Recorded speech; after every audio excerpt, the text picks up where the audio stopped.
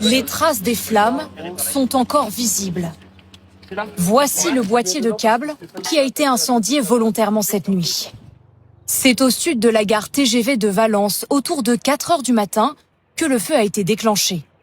La ligne à grande vitesse est immédiatement coupée. Les trains sont alors détournés vers la ligne classique plus lente ici en bleu.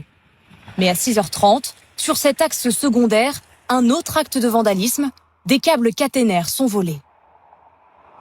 Le trafic est d'autant plus ralenti. Une vingtaine d'agents est à pied d'œuvre depuis ce matin. Les équipes doivent remplacer les 16 câbles qui sont endommagés et donc raccorder chacun des brins à l'intérieur de ces câbles.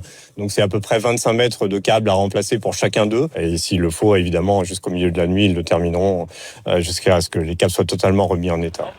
Vol du cuivre contenu dans ces câbles ou sabotage, ces actes de vandalisme se multiplient ces derniers mois. Face aux menaces, la SNCF tente de renforcer sa sécurité.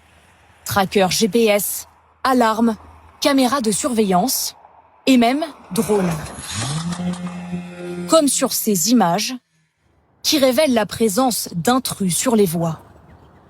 Au total, 100 millions d'euros investis chaque année. Mais le ministre des Transports le concède, le réseau reste vulnérable.